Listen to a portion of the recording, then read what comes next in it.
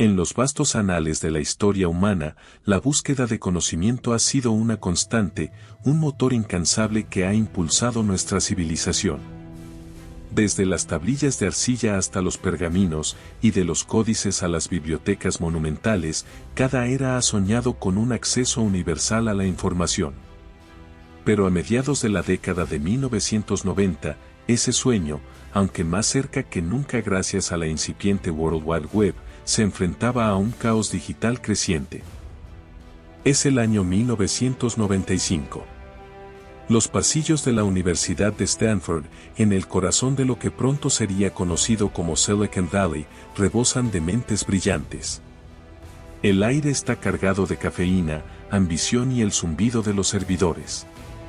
En medio de esta efervescencia académica, dos jóvenes estudiantes de doctorado, predestinados a cruzarse, se preparan para iniciar un viaje que alteraría el curso del futuro. Sergey Brin, un inmigrante ruso cuyo intelecto era tan agudo como su determinación, había llegado a Stanford con la mente puesta en las matemáticas y la informática. Su curiosidad era insaciable, su energía contagiosa. Desde muy joven, había sido un voraz lector, fascinado por la organización de la información. La idea de cómo el mundo podría catalogar y acceder a sus vastos tesoros de conocimiento ya bullía en su cabeza.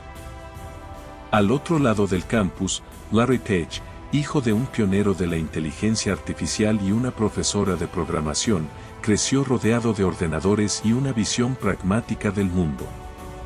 Desde Michigan, llegó a Stanford con una fascinación por la resolución de problemas a gran escala.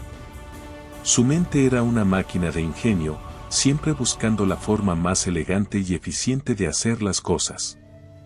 Para Larry, la web era un gigantesco rompecabezas sin resolver, una biblioteca desorganizada. El destino, o quizás el azar del departamento de informática, los unió en ese 1995. Sus personalidades chocaron inicialmente, Sergey, el extrovertido y enérgico, Larry, el pensador más metódico y concentrado. Pero bajo la superficie de sus diferencias, compartían una misma obsesión, la gigantesca y desordenada World Wide Web. En aquel entonces, la web era un vasto y creciente desierto de información. Millones de páginas se publicaban cada día, pero encontrarlas era como buscar una aguja en un pajar. Los motores de búsqueda existentes, Lycos, AltaVista, Scite, funcionaban de manera rudimentaria, basándose en la frecuencia de las palabras clave. Los resultados eran a menudo irrelevantes, una pila desorganizada de enlaces sin jerarquía ni sentido. La frustración era palpable. La idea seminal surgió de Larry. ¿Y si la importancia de una página web no se midiera solo por sus palabras clave, sino por cuántas otras páginas la enlazaban? Y aún más importante, si la importancia de esos enlaces también contara. Lo llamó PageRank, un juego de palabras con su apellido y el concepto de clasificar páginas. Sergey, con su brillantez matemática, vio el potencial de inmediato y se unió a la cruzada. Su improvisado laboratorio fue un modesto garaje en el campus. Rodearon un puñado de ordenadores, algunos de ellos recuperados de desguaces, con la determinación de dos científicos locos. La meta era ambiciosa, cartografiar la web, organizar la vasta red de información de una manera nunca antes vista. Noche tras noche, desentrañaban algoritmos, probaban teorías y escribían líneas de código que prometían revolucionar el acceso al conocimiento. El primer nombre de su proyecto fue Backrub, una referencia a la forma en que el algoritmo analizaba los backlinks para determinar la importancia de una página. Era un sistema que aprendía, que mejoraba con cada búsqueda. Pronto, compañeros de posgrado y profesores empezaron a usarlo. La velocidad y la precisión de Backrub eran asombrosas en comparación con cualquier otra cosa disponible. La palabra empezó a correr por el campus. Su investigación atrajo la atención de la comunidad académica. Su artículo, The Anatomy of a Large-Scale Hypertextual Web Search Engine, se convirtió en un hito. Pero la universidad, aunque orgullosa de sus innovaciones, no estaba equipada para gestionar un proyecto de tal magnitud. Le sugirieron licenciar la tecnología a una de las empresas existentes, como Esite. Larry y Serga viajaron a las oficinas de Esite, ofreciendo su innovadora tecnología por una suma que hoy parecería ridícula, $1 millón. Pero los ejecutivos de Esite no vieron el potencial. Temían que un motor de búsqueda demasiado eficiente sacara a los usuarios de sus portales demasiado rápido, impidiéndoles ver anuncios. Rechazaron la oferta. Una decisión que, sin saberlo, sellaría su propio destino y cambiaría el de la web para siempre. El destino de Backrub, de PageRank y de una nueva era de información quedaba en el aire. ¿Qué harían estos dos jóvenes con una invención que nadie más parecía entender? La respuesta no tardaría en llegar y sería explosiva. La negativa de Esite fue, en retrospectiva, una bendición disfrazada. Para Sergey Brin y Larry Page, representó un ultimátum: o abandonaban su ambicioso proyecto, o lo llevarían a cabo ellos mismos. La frustración inicial se transformó en una renovada determinación. Habían creado algo demasiado valioso para dejarlo morir en un cajón. Fue una noche larga, llena de debates y de un sinfín de tazas de café. La idea de abandonar el doctorado para perseguir una startup era arriesgada, casi impensable en el entorno académico. Pero la convicción en la potencia de su algoritmo era inquebrantable. Decidieron dar el salto, fundar su propia empresa y hacer realidad su visión de organizar la información mundial. Con la decisión tomada, vino la necesidad de un nuevo nombre. Backrub era técnico y poco inspirador. Necesitaban algo que evocara la inmensidad de su ambición. Un día, Scott Hassan, uno de sus compañeros de posgrado y programador clave, sugirió Gogol, un término matemático para un 1 seguido de 100 ceros. Una errata al registrar el dominio llevó a Google. Era perfecto, representaba la escala de la información que querían organizar. La financiación era el siguiente obstáculo.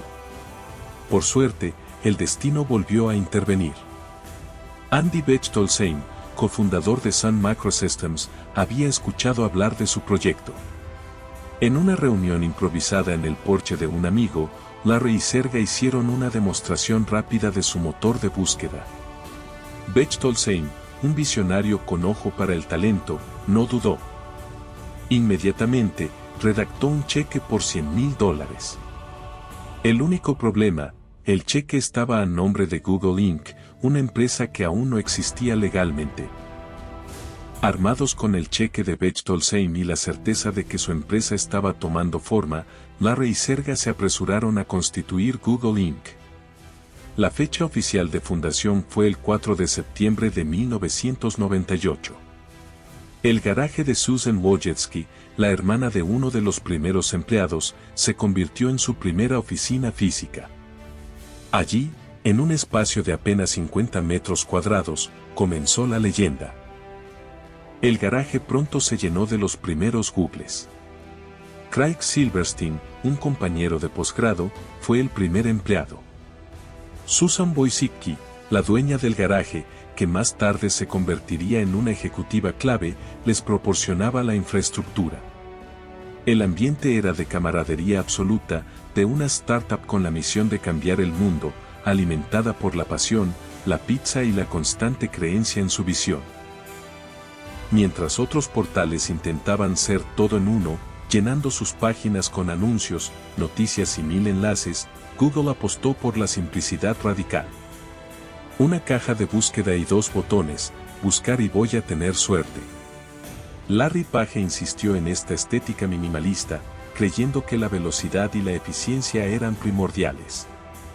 Los usuarios amaron la claridad, la ausencia de distracciones. Era una filosofía de diseño que se convertiría en la seña de identidad de Google.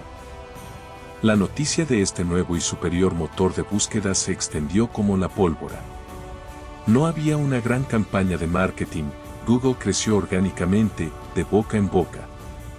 Los usuarios descubrían la diferencia, se maravillaban con la precisión de los resultados y la velocidad, y se lo contaban a sus amigos, familiares y colegas. La pequeña startup de Stanford estaba a punto de irrumpir en la conciencia global. Para seguir creciendo, necesitaban más capital.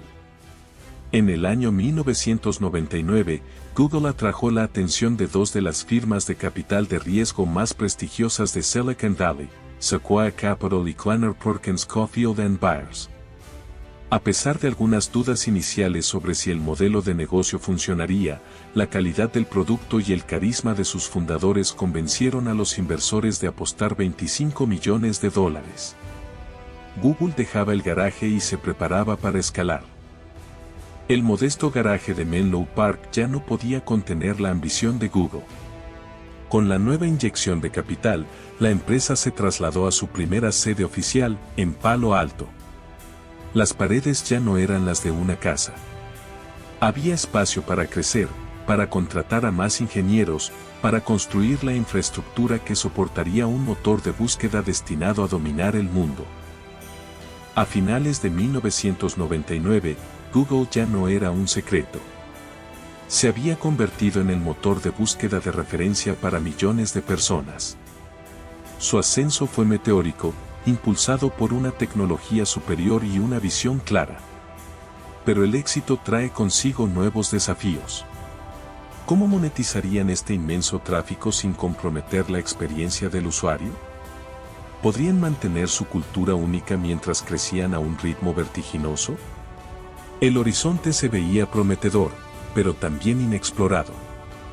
El pequeño oráculo nacido en un garaje estaba a punto de enfrentarse a las complejidades del mundo empresarial, donde la innovación no siempre es suficiente.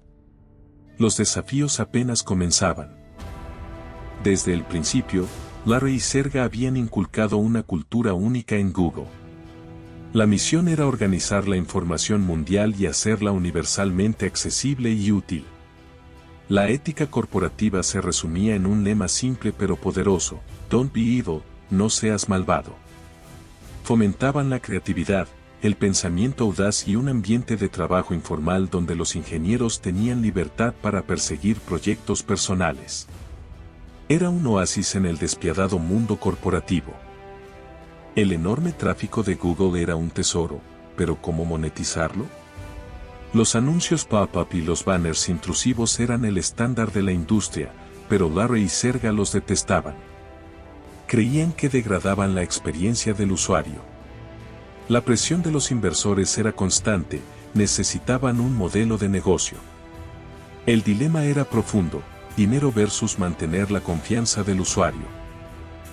En el año 2001, en busca de un liderazgo más experimentado que les ayudara a navegar el complejo mundo empresarial, Larry y Sergey tomaron una decisión crucial: contratar a un CEO. Eric Schmidt, un veterano de la industria con experiencia en Sun Microsystems y Novell, llegó para proporcionar la estructura y la dirección que la empresa necesitaba. Él se convertiría en el adulto en la sala, un mediador entre la visión de los fundadores y las realidades del mercado. La respuesta a su dilema llegó con AdWords, lanzado inicialmente en el año 2000. Era un sistema de publicidad que permitía a los anunciantes pujar por palabras clave relevantes y mostrar anuncios de texto concisos junto a los resultados de búsqueda. La clave era la relevancia. Los anuncios no eran intrusivos y eran útiles para el usuario, al igual que los resultados de búsqueda. Era un modelo de negocio que respetaba la experiencia del usuario. La respuesta a su dilema llegó con AdWords, lanzado inicialmente en el año 2000. Era un sistema de publicidad que permitía a los anunciantes pujar por palabras clave relevantes y mostrar anuncios de texto concisos junto a los resultados de búsqueda. La clave era la relevancia. Los anuncios no eran intrusivos y eran útiles para el usuario, al igual que los resultados de búsqueda. Era un modelo de negocio que respetaba la experiencia del usuario. El éxito de AdWords y AdSense fue fenomenal. Google ya no era solo un motor de búsqueda, era una máquina de hacer dinero. El siguiente paso lógico era la salida a bolsa. El 19 de agosto de 2004, Google hizo su debut en el Nasdaq. Fue una oferta pública inicial, IPO, poco convencional, utilizando un sistema de subasta holandesa para dar a los inversores más pequeños una oportunidad. La empresa estaba valorada en $23.000 millones. Larry y Sergey, de poco más de 30 años, se convirtieron en multimillonarios. Google no se detuvo en la búsqueda y la publicidad. Su ambición era más grande. En 2004, lanzaron Gmail, un servicio de correo electrónico con una cantidad de almacenamiento sin precedentes que desafiaba a los competidores. Un año después, en 2005, llegó Google Maps, que transformó la navegación y el descubrimiento local.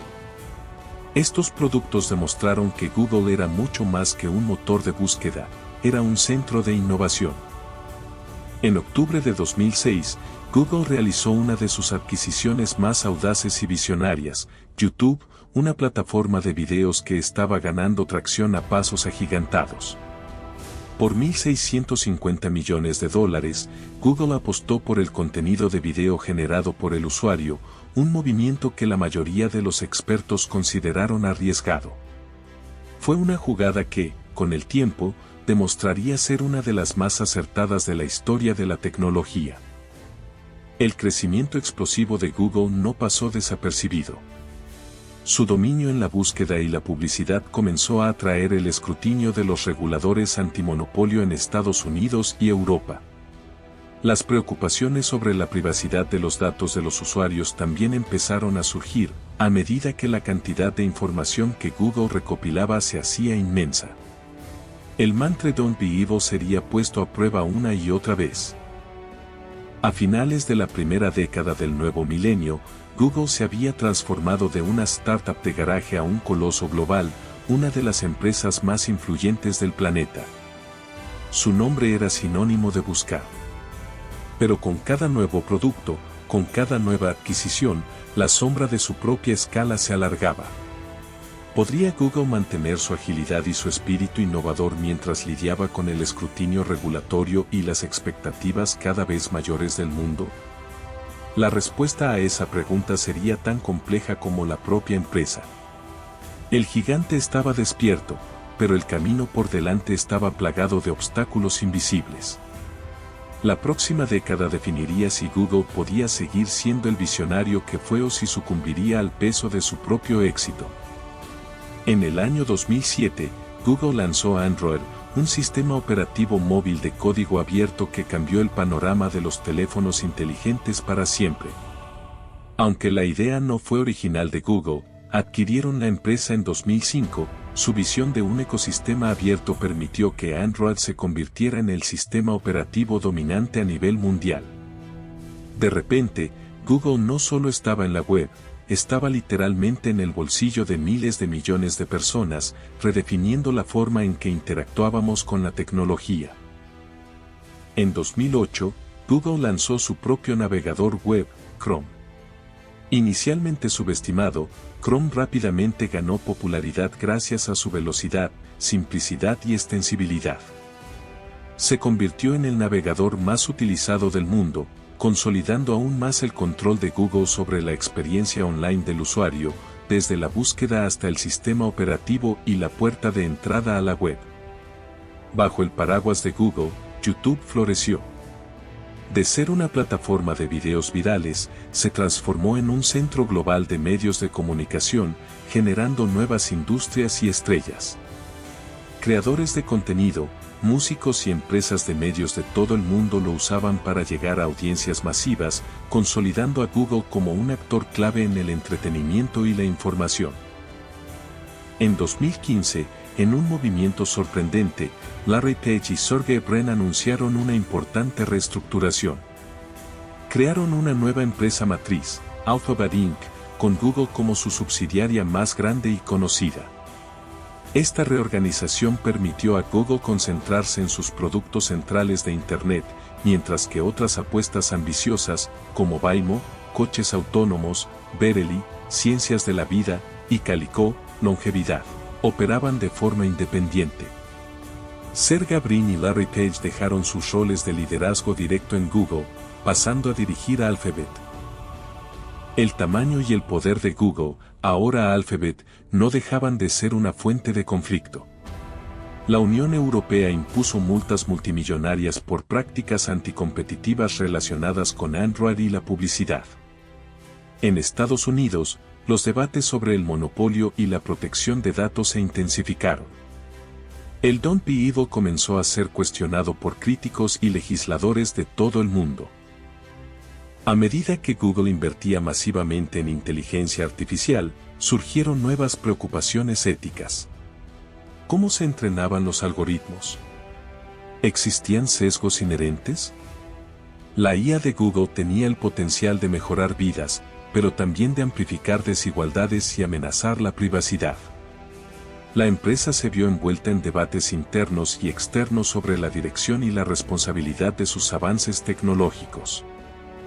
La pandemia de COVID-19 en 2020 puso a prueba la infraestructura digital global, y Google, con sus herramientas de colaboración, Google Workspace, Google Meet, su plataforma educativa, Google Classroom, y su información de salud fiable, se convirtió en una herramienta indispensable.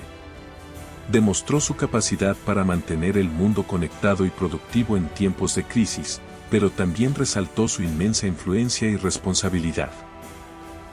A finales de 2019, Larry Page y Sergey Brin anunciaron que dejarían sus roles activos en Alphabet, entregando las riendas a Sundar Pichai, CEO de Google.